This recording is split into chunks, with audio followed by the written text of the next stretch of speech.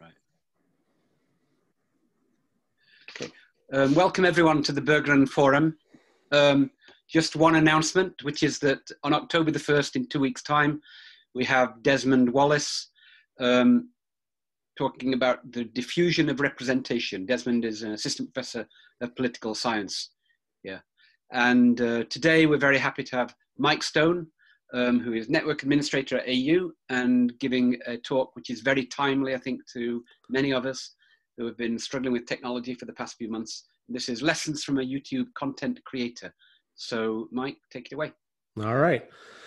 Well, just to kind of introduce myself a little further and give a little bit more background on what I do. Back in the early 2000s, I was very briefly a printed film critic in the San Diego Mesa Press. And that paid absolutely nothing. So when it came time to kind of decide, where I wanted to go in life, I kind of had to focus more on the paying career, which was IT, which I'm very happy to do. It's definitely a passion of mine and I love it. But I've always had that kind of film critic itch. And back in July of 2018, I had started kind of getting more into watching regular channels on YouTube. And it kind of started to, I don't know, it was a little bit of an inspiration on maybe this is something that I could do. And maybe I can start being a film critic again and start, evaluating things and scratching that itch in a brand new format that, I mean, as far as I'm concerned, that, I had never, ever dipped my toes into. Putting myself up on video is kind of, for anybody that knows me on any kind of personal level, is the last thing that anybody would expect I ever do. But it was kind of good from a, always growing, always learning kind of standpoint. So it was something that I was very happy to do. So after a little over 2 years now, where I'm at is I have a little over 1,100 subscribers. I have 14 patrons on, 15 now, patrons on Patreon. And I've reviewed 369 movies in my channel, 456 videos all told that are public facing. I have a very narrow focus on strictly horror movies that I review. I kind of feel like that's a subgenre that doesn't get enough critical love, but on the other side of the token, it tends to get a little bit of fanboy forgiveness in terms of not really scrutinizing story structure the way that I feel film criticism actually lends itself to. In that time, like I said, I knew nothing about starting a YouTube channel. I had a webcam, I had a little conversation mic, and a dream. And I kind of came into it with, I think, on reflection, a sense of hubris, honestly. I didn't take as much time as I think I should have in terms of learning how things work. And instead, I kind of came into it with an attitude of this is how things should be. In terms of, collaborating with other channels and networking, coming right down to trends that I saw on YouTube that I didn't particularly find that favorable, I kind of wanted to rally against in a little bit. And, to a certain degree, I still kind of think that that's true. I hold true to some of that, but I did spend the next several years creating, stumbling, skinning my knee, learning from it, and readjusting what I was bringing to the table. For example, thumbnails in YouTube videos, oftentimes, you'll have people make silly faces, kind of thing. I promised myself I would never do that. If you look at any of my thumbnails now, I'm definitely doing that. So there's definitely some things that I kind of relented on as far as that goes. So I think that I kind of wanted to just discuss some of the things that I learned in that time and maybe speak for 20, 30 minutes or so, and then kind of take questions from there. So I think one of the big things that I want to address is why do this? And I'm not talking about uploading videos of a camping trip that you took. I'm talking about actually creating a channel. It's very much you're kind of self-starting a business. I actually registered. My channel name is Rotted Reviews. And I actually registered the business of Rotted Entertainment Group. So, I mean, it is a legitimate business. It's a part-time gig that I do aside from working at AU. And, you know, at some point you always have to ask yourself, why put yourself through this? Because make no mistake, this is a tremendous amount of work. Anybody that thinks starting a YouTube channel and, you know, delivering regular content is easy, that's the first misconception I want to just take right off the table. It is not easy. It is a massive amount of work. So, I mean, why do it? Is it for fame? Honestly, that's absolutely one of the worst reasons that you can enter into this is fame. I mean, if you have an idea for creating a YouTube channel, I guarantee you're not the first one. I don't care what it is. I was actually looking up, there's this, you know, shorthand writing, you know, stenographers and so forth. There was a particular type of shorthand writing that was created in the 1970s. It never really took off. There's 2 channels devoted to this. There are channels for everything you can possibly think of. You might have a fresh new angle on it, but it's almost guaranteed you're not the first to think of making a channel about whatever subject you're thinking about. And it's tough to compete along those lines. There is a myriad of horror movie review channels out there. And as much as I align myself with them and, you know, interact with them and talk with them and network with them, I'm also in some way, shape, or form in competition with them. And after 2 years of hard, consistent work, I have 1,100 subscribers. And I'm grateful for each and every one of them. But I think that it's safe to say that that's not exactly famous. Is it money? Absolutely not. I have put way, way more money into this than I have ever gotten out of it. And even, I mean, just to kind of take some numbers and throw them at you is I network with one particular YouTuber that I won't name her, but she has a subscriber base of about 70,000. And her videos on regular uploads get about 4,000 to 5,000 views in the first 24 to 48 hours. And of those, she has shared some of her analytics with me. And of those that get 5,000 views or so on regular uploaded content, that's maybe $5 of ad revenue that YouTube is tossing back at her. And I mean, that's just not a lot, considering that she put anywhere between 7 to 12 hours worth of labor and creation into this. It's not very fiscally sound. So, I mean, there's other avenues. There's merchandise selling. There's, you know, Patreon and so forth. That's a big help, but by no means, from my experience, is it financially worthwhile until you actually get past a certain point, and it takes years to get there if you do it right. Those few people that are out there with YouTube channels where they're throwing around, you know, stacks of money across their Lamborghinis, that's rare. That's extraordinarily rare. So money is definitely not a reason to do this. Honestly, there's only one reason to start a YouTube channel that I've ever been able to think of, and that's the love of creation, content creation. You have to love it. That is the absolute core central element of this.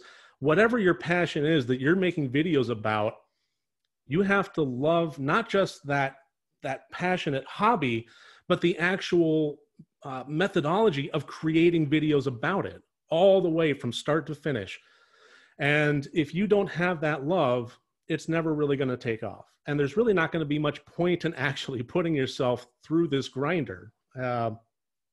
So I don't want to discourage anybody. If you have an idea for this, I don't want to discourage anybody, but I think it's kind of my responsibility while I'm talking about some of the things that I've learned to at least set some realistic expectations along these lines.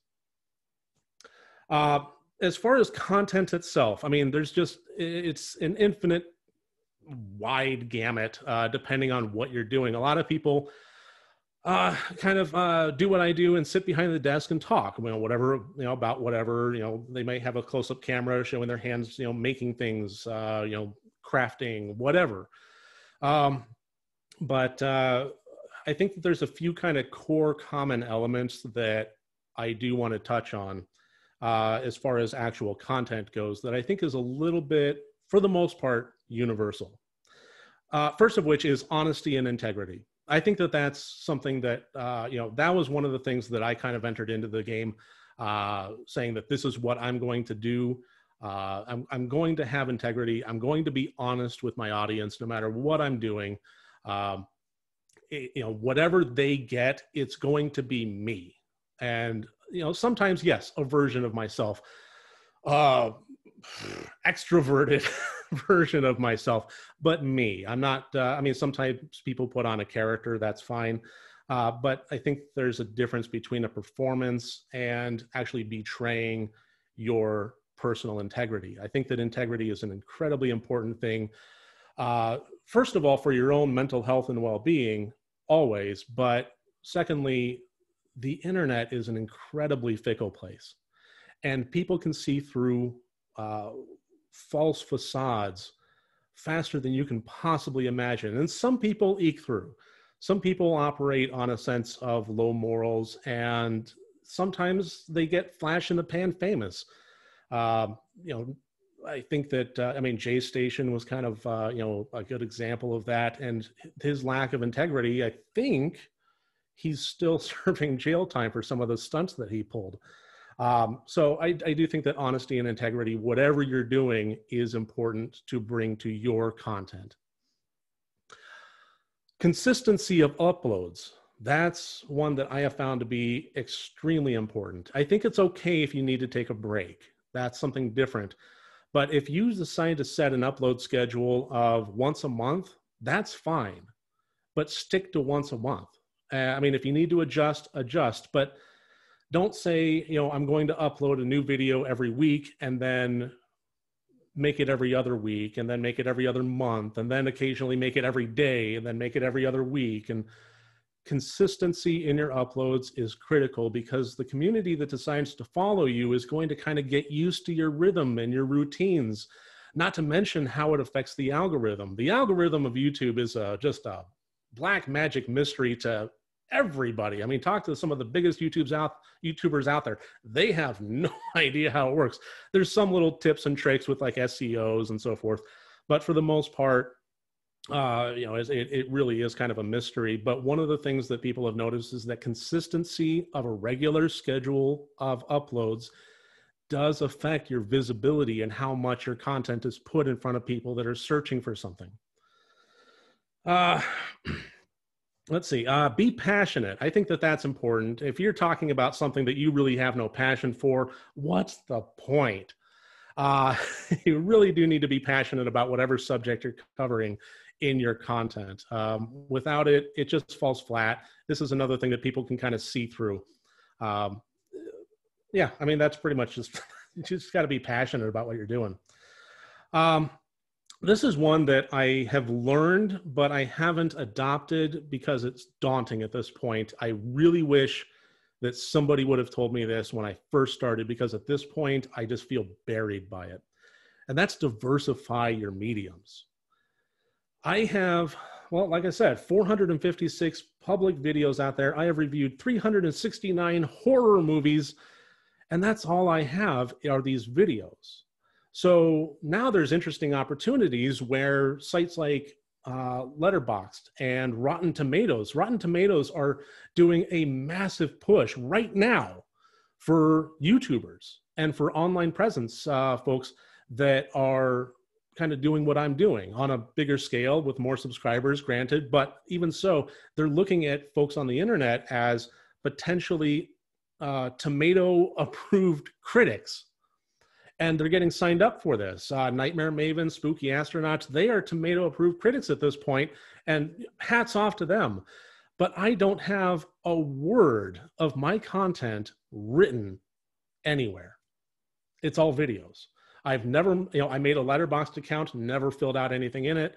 I really wish that when I had first started this, I would have made a video, uploaded it, and then also done a written review.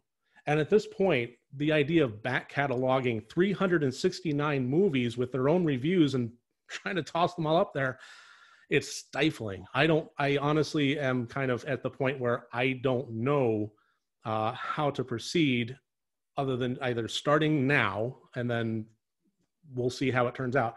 But diversifying mediums, I think, is important. If you're doing something that can lend itself to a blog, if you're showing how to make different types of loaves of bread, then get the recipe written down, get your instructions written down, start a blog, get them in different formats so that you can adapt to whomever might be seeking out your content might be able to adopt it into whatever they are doing. If somebody wants to integrate your content into, say, their print magazine and pay you for an article, you already have it written, you're ready to go. And then the video can be kind of something that is on the blog as, you know, now that you've read this, how about looking at it here? Let's see. Don't announce anything. I think this is one of the things that I learned is don't announce anything. Just do it. If you need to take a break, okay, actually, you know what? Taking a break is a different thing. But if you need to adjust your schedule, or if you have a great idea and you want to start doing a blog along with your content, or if you have an idea of doing something out in the field or changing things up, don't announce it. Just do it, because it's surprising how often you might have a new idea and it just doesn't really pan out. It doesn't match reality. It doesn't match what your schedule is. It doesn't match what your equipment can handle. You might not be satisfied with how the actual outcome is. And then you've already announced it. I see so many people make that mistake, and I've made that mistake where I'll be talking in an off-the-cuff kind of blog post to my subscriber base and my community and say, you know, I really want to do this. So this is what's going to be happening every third Sunday. It maybe lasts, you know, 2 or 3 every third Sundays, and then it drops off.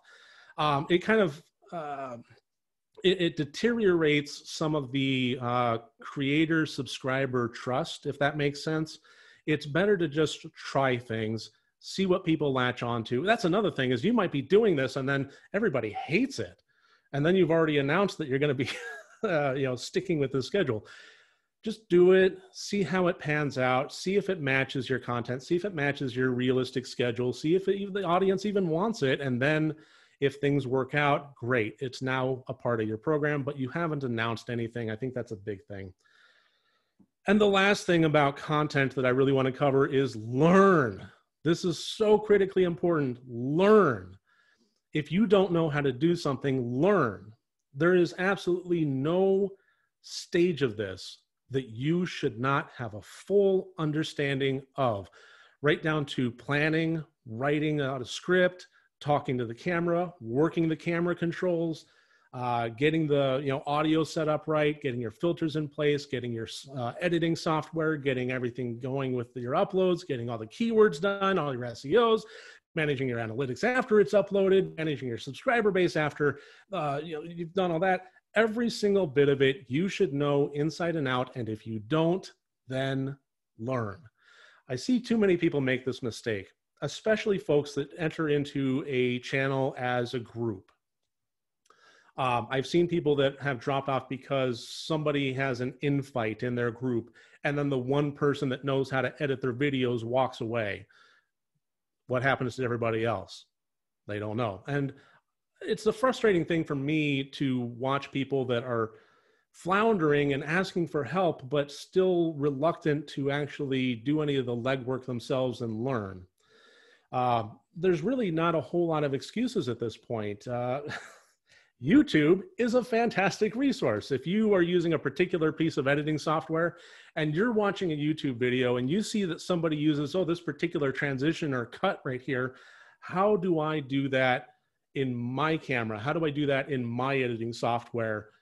Learn, look up videos, find out. There's just no other way around it. I do all of my work without any outside help. Everything I do, and it started out very poorly. If anybody finds my channel, I strongly discourage you from watching any of my earlier videos because damn.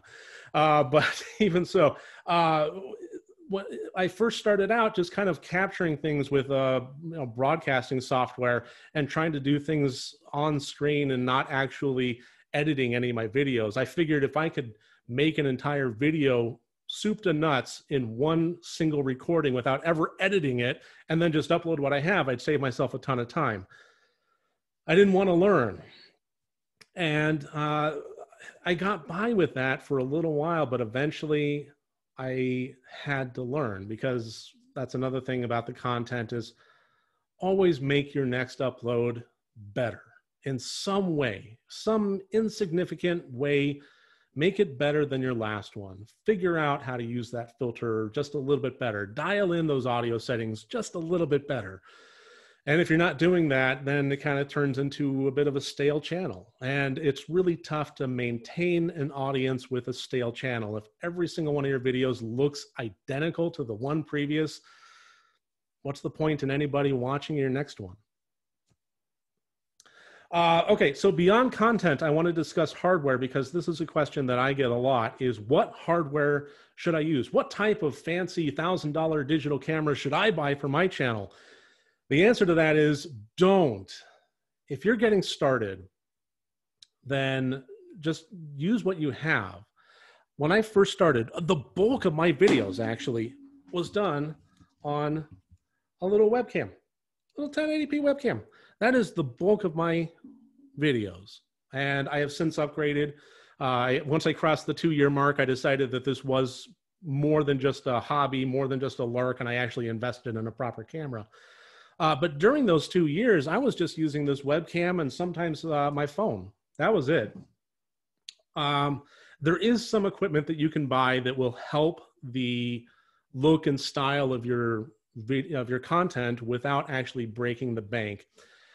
Chief of which is, well, I would honestly go in this order. Lights. Just go on Amazon, get a couple of ring lights. They're cheap. They're, 10, 20, 30 bucks, depending on what you get. And you get some pretty good quality out of it. Honestly, you can do a whole lot with a really cruddy camera if you manage your angles, your background, and your lighting. It makes all the difference in the world. Second is audio. This microphone here, I upgraded after a couple of months doing things, and it has served me fine ever since. I've never needed to upgrade. This is just a cardioid condenser mic that I got off of Amazon for $35. And in my opinion, it's always sounded pretty good. I've never really had the reason to do anything different. You can get, the fancier ones like the blues and so on. But for the most part, as long as you're getting away from like the headset mics, or especially your built-in integrated microphone and your webcam, because especially if you're doing something like a vlog or something like what I do with the movie reviews, a lot of it is very vocal. A lot of it is a lot of dialogue, and it helps to have a little bit more of a rich, full sound. I get a lot of comments that some people will just take a playlist of mine and throw it on in the background, not actually, watch my videos, but just listen to me talk over the course of their workday, which I don't know, has always been a little weird to me, but hey, if it works, it works. So yeah, first lights, then adjust your angles, then audio and camera after that, in that order. As far as cameras go, there's only one real word of warning that I want to go with here, and that is Amazon has a glut of 4K camcorders right now. And they'll go anywhere from $99 to $179, and they all look remarkably the same. Don't buy them. They are terrible. From experience, I tried it. It was miserable. It wasn't really 4K. It was some simulated BS, and I ended up having to return it.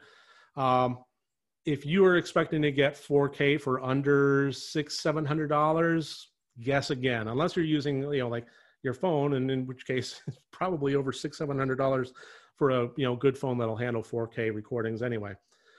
So that's the only real advice I'll give, is if you want to go, just don't go bottom of the barrel camcorders off of Amazon. You're going to get what you pay for on that at the very least. Okay, so done content, done hardware, growth and marketing. This is something that I definitely wanted to cover here. As far as growth goes, slow is best. And that is a really frustrating thing, but it's the absolute truth. When I first started this, there was a whole lot of dreams and visions of grandeur and so forth. And I get people like, hey, you're starting a YouTube channel. Wouldn't it be great if you went viral? No, absolutely not. That would be terrible. I watched a Tom Scott video that one of my friends referred me to, Adrian there, and he explained it extraordinarily well. Getting the views consistently is way more important than getting your numbers up as far as like subscribers and so forth, or views on one particular video. If I had something that did go viral and I wound up getting 5 million views on one particular video, naturally what would happen is a good portion of those people would subscribe to my channel. And that would be the worst thing in the world, because I'm going to continue making content. I'm in this for the long haul. And if that viral video did not match the rest of my content, if I did something that was just this oddball thing that wasn't a part of horror movie reviews, nobody's going to want to watch anything else. And the engagement that you have is way more important than the number of subscribers. It is actually detrimental to your channel's health if you have 1 million subscribers and only 100 people are watching. If you have 150 subscribers and 100 people are watching, that is huge. That is a wonderful engagement number. It's the percentage of the people that you have that are coming to your channel and are interested and are actually regularly watching your content. That is what's going to make one of the biggest differences out there. YouTube currently has a restriction on monetization. You have to meet a particular threshold, which is 1,000 subscribers and 4,000 watch hours per year. And if you don't meet that criteria, then you are not eligible to receive any ad money whatsoever. And currently, my channel doesn't. I have all these videos out there. I have 1,100 subscribers. I have all these patrons and so forth. And I have 2.2 thousand watch hours over the last 365 days. It's a tough number to get. And if you're not getting consistent viewership out of that percentage of subscribers, it's not going to mean diddly. So you want that percentage to be in line. And for that, you need slow growth. You need to build your community slowly. And that's a tough pill for people to swallow, as they're dumping all this time and all this money into their channel to be told you don't want to grow too fast. But it's true. It really is the best way.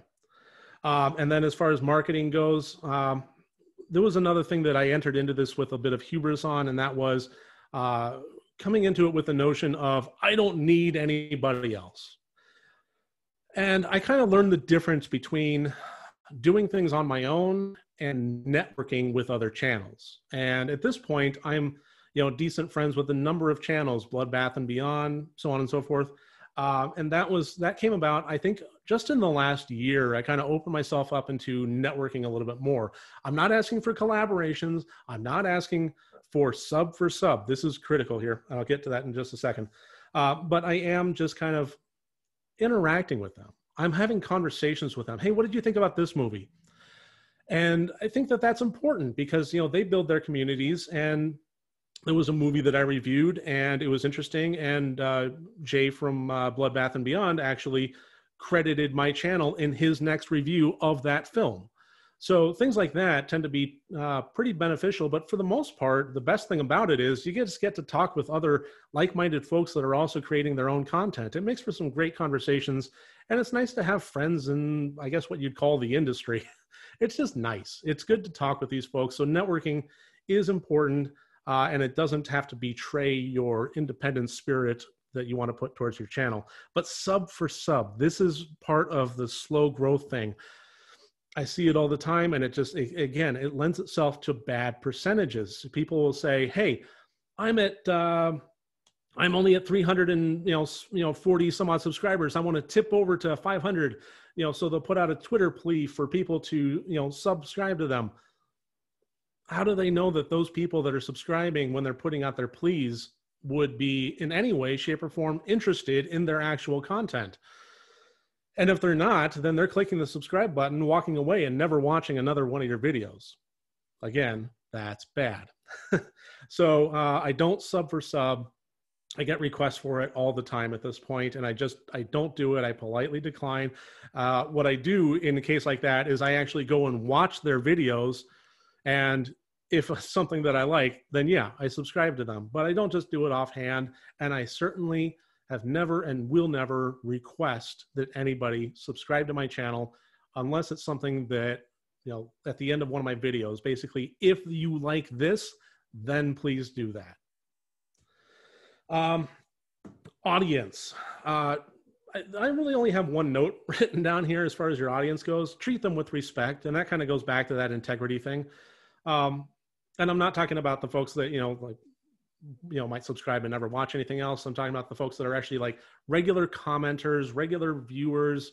If you start a Discord channel, anything like that, the people that you're actually engaging with. And as you build your community, as you build your subscriber base, it's going to grow that more and more.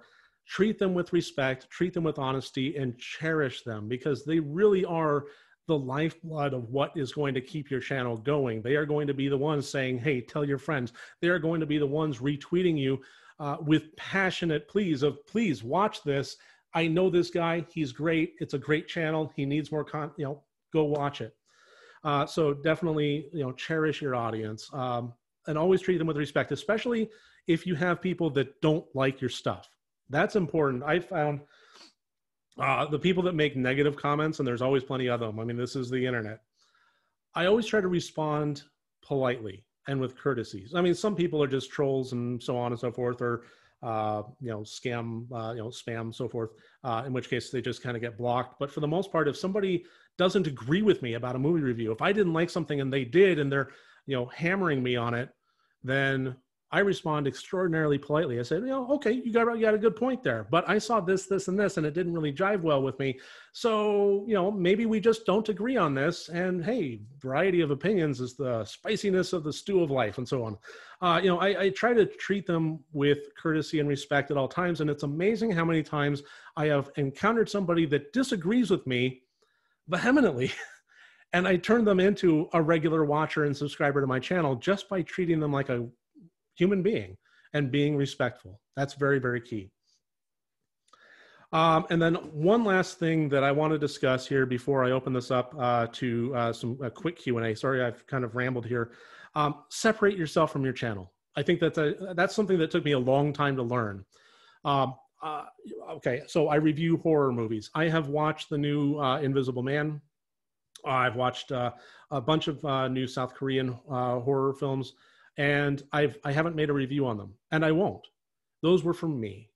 And that was something that was, like I said, it took me a little bit of time to learn, is separating myself from my channel. Just because I am passionate about this, just because I like this, doesn't mean that it always has to be a review. Sometimes I can speak as Mike and not Rotted Reviews. When I'm talking with somebody, what did you think of this? I found myself in a place of saying, well, I said in my review, it's like, I didn't ask what was in your review. I asked what you thought of it. They're like, it's a good point. So I separated myself from my channel. Now I actually make a purposeful effort to set some things aside just for me to enjoy, not to review, not to dissect, just to enjoy, separate myself from my channel a little bit. It really does help with the burnout rate. And burnout is something that is extraordinarily, it's all too real. When you're doing this for a long time, it's important to give yourself a little vacation, a little break every once in a while. Otherwise, you absolutely will burn out. But that helps as far as avoiding that burnout or delaying it, is separating yourself from your channel. So at this point, I don't know, we can utilize chat, or we can unmute some folks, Mallory, or however we want to do it, but I'm open to any questions that anybody has.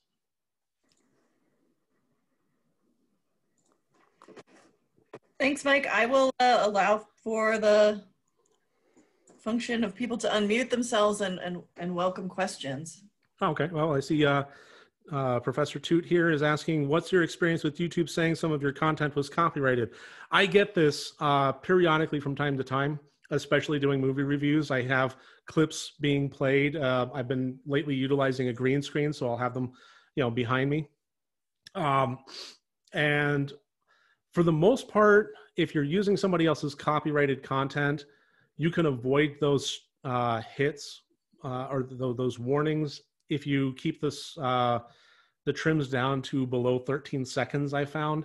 But other than that, it's one of those things where I have gotten several copyrighted notices. I actually did a video. It was over an hour long, and I got slammed. I got 9 copyrighted notices and banned in Ireland for that particular video. But I think that it's important to realize that that's different than an actual strike on your account. For the most part, what they'll do is they'll say, hey, a copyright claim was made against this because you used this content at this timestamp. So if you get any ad revenue from this video, guess again, you're not going to. In fact, it's actually going to go to the person that claimed the copyright. And it all happens automatically. I'll get the copyright claims before my video even goes public, just in the time that it's been uploaded and processing. I think if you're way too blatant about it, then you do actually get a strike, and then it's a number of strikes and you're out and so on. I've never actually gotten a copyright strike against my account, but I have gotten several claims, and it's one of the benefits of actually having a bit of a smaller channel that's not monetized is, oh no, I'm not going to get any of YouTube's money. It's like, that's every day. That's every video. But yeah, that's generally what happens there. Oh, how important are thumbnails? Very. I mentioned that I didn't want to do the silly face thing. That is something that I definitely changed, and it has improved my viewership massively. Mike, can you explain what they are? Yeah, thumbnails are basically just the title, or the cards, the visual cards that show up. You have your title, you have a quick little description and so forth, but mostly you have that little pictograph card that you make there. And that is doing all of the selling for you. I mean, if somebody wants to look up, well, okay, my channel is kind of focused a little bit more on the lesser known stuff, the horror movies that might see the bargain bin, kind of thing. But say you're doing something bigger, say the new Halloween movie that's coming out, kind of thing. People that are going to be searching for Halloween review, they're going to have hundreds of trailers and reviews and synopses and ending explained and so on and so forth, and hidden Easter eggs you may have found. So what's going to cause them to click on your video? Typically 9 times out of 10, or probably even higher than that, it's the thumbnail. It's the card that you create to draw people in. So yeah, I have learned that as much as I honestly, personally, I don't like it much, the silly faces do work. The bold text and, the leading questions, I try not to do anything dishonest in it. I certainly don't do like, Easter eggs and allude to something in the thumbnail that isn't actually part of my content. But I'll do something like, worth watching or not kind of thing. So it tends to draw them in. It is actually really critically important there. Let's see. Will you review comic horror films like Mel Brooks's Frankenstein? I review horror comedies all the time. I love them. Yeah, absolutely. I mean, I kind of sometimes blur the subgenre line a little bit. There's been a few times in which I've really, maybe not entirely horror. There was a satire film released recently, and I wouldn't recommend it. It was actually pretty terrible, but it was called Notzilla. I reviewed it. So yeah, I honestly think that the way that horror and comedy blend together is amazing, and I love that subgenre there. Mike, I have a question, and I'll just speak it. To what extent is YouTube a monopoly, and to what extent is YouTube being challenged by similar, sites or whatever you call them? I think YouTube, it absolutely has a monopoly. I mean, there's other sites out there, and they have their pros and cons. There's, Vimeo and so on.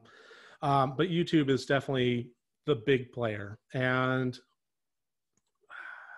I don't know if it'll always be that way. I can't imagine it being any other way anytime soon. But there's always people that kind of pop up and try to start their own thing. Let's have a, an independent YouTube, by the people, for the people, and so on and so forth. And, hats off to them for that. But rarely do they ever make more than just kind of a whimper, and, we'll see how that turns out. So eventually someday somebody's going to create something like that, and it actually will gain some traction. I just don't know when that'll be. For right now, YouTube is absolutely the big player, the monopoly, and I don't really post my content anywhere else because of that. We have a question here from Ian PM. Do you think famous YouTubers will always be putting out content? I think as long as it's worthwhile to them, absolutely. One of the channels that kind of got me inspired, I mentioned that my idea of doing this was inspired by me watching some channels regularly. And one of those that was a big, big influence on me was Good Mythical Morning. And I can't see them going away anytime soon. As long as they are getting out of it what, their goals are, be it money, fame, what have you, they will continue to make content. And even when that starts dropping off, I've seen this, they will continue scrambling and trying. And, I think as long as it's viable, sure, absolutely.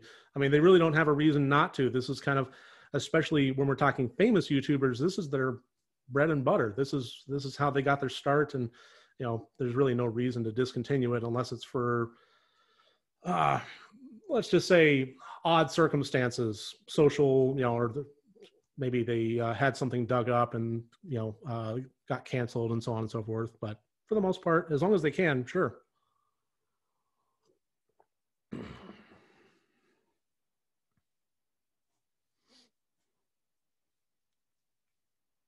Anybody else? Any other questions? Any other questions from anyone? Oh, okay. You mentioned self-teaching for many of the aspects of creating, maintaining, managing, etc. content. Do you have any favorite go-to resources?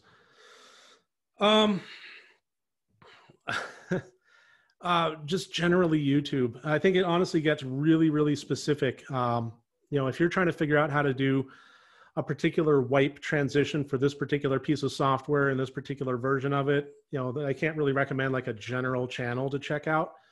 For the most part, a lot of this is going to be trial by fire and learning from your own mistakes and learning beyond that, as far as third-party resources and, videos and how-tos and so on. It really does kind of depend on how narrow of a focus you're looking at. I have found a few channels, and I can't really remember them offhand, that were some pretty good guidance for me as far as, figuring out how to set up my lighting, figuring out, things like I put on matte makeup before going in front of the camera to eliminate some of the shine off my forehead and my nose. That was something that I learned just by, typing into YouTube how to make vlog, so on and so forth, or how to not be shiny on camera, just little tricks like that. So just YouTube. How do we find your channel? Just type in Mike Stone's horror channel. Well, kind of going back to, I will tell you, but going back to what I said here, I really recommend you not subscribe to me unless it's actually stuff that you want to be watching. But if you do want to find my stuff, honestly, the easiest way to find it is just go to, all one word, rottedreviews.com. And that's my website, and it has links to all my videos and all my reviews and so on and so forth right there.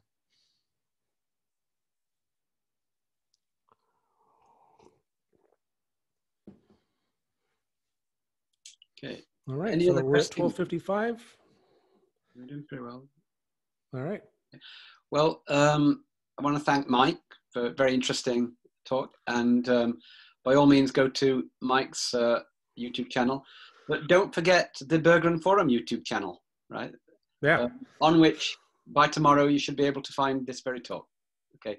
And so remember, in 2 weeks' time, we've got Desmond Wallace giving a talk on politics. And let's thank Mike once again, and chat your applause or whatever. Thank you very much for having me.